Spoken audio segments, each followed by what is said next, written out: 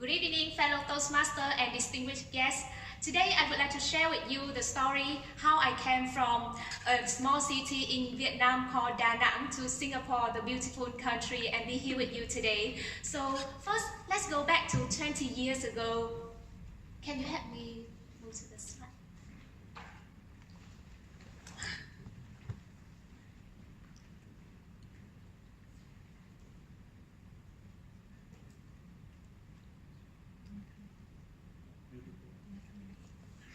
This is not Da Nang, by the way.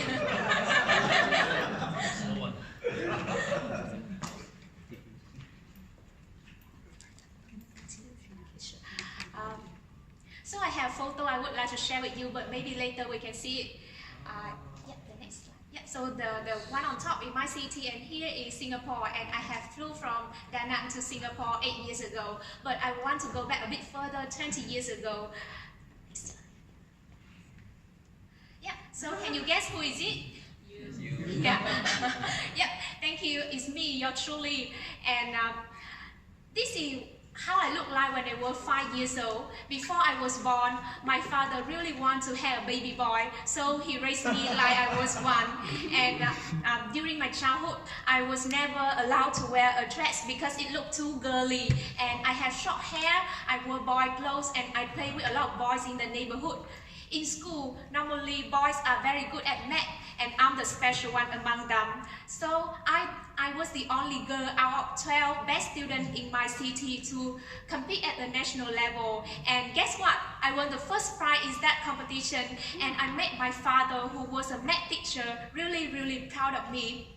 So I have already successfully persuaded him that girl can be better than boy. It's maybe first thing in math, and since that day he allowed me to wear beautiful dresses, grow long hair, and play baby dolls like any other girl could. So when I was 17, I got the opportunity to continue my study in Singapore at the National University. But I was very excited because that was the first time in my life I got the opportunity to go overseas. But then happiness was very short-lived, and I realized that my parents did not have enough money to support my living in Singapore. So I thought of just giving up the opportunity and continue my study in Vietnam. But then my parents didn't allow me to do so. They tried to borrow money from friends and family, and they raised $3,000 for my first semester in Singapore. I was very grateful for that because without them, I would not be able to be with you here today.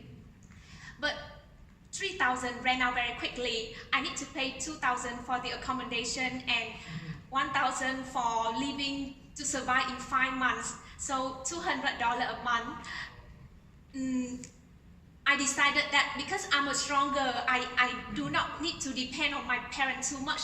I need to support myself, and I took some part-time job, and I also tried to study harder.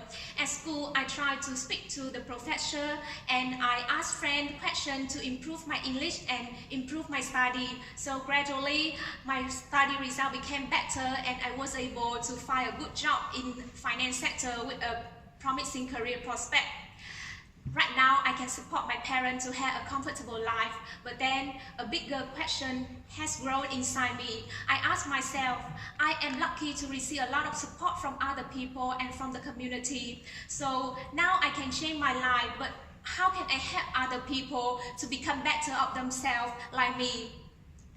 Can you help me move to the next slide? Thank you. So to answer that question, I volunteer at this Riding for the Disabled Association of Singapore, where I help the disadvantaged kids to ride horse as a way of improving their health. And not only that, I help the kids, I also learn many valuable lessons from them. For example, last week I was helping a 6-year-old kid called Kaylee to feed the horses with some hay. So while we are feeding the horse, some of the hay fell out of the bucket onto the grass, and Kaylee was trying to pick up the hay. I asked her no need to do so because it's just 1 or 2 hay. So can you imagine what did she reply me? She told me that she needs to pick up even if a single hay, because if she doesn't do so, then other horse will not have anything to eat. the 6-year-old girl who is struggling with a very serious disease, but teach me a very, very valuable lesson how to appreciate what we have in life and how to share with other people.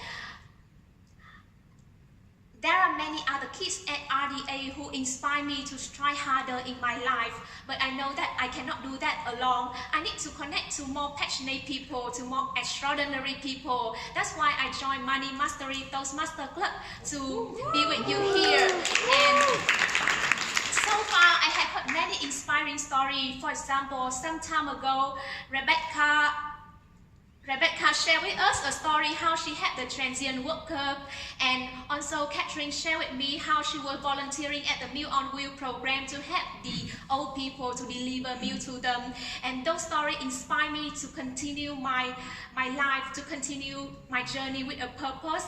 And to end my speech, I would like to end it with a very old saying: if I want to go fast, I will go alone, but if I want to go far, let's go together. And I cannot wait to go together with all of you here.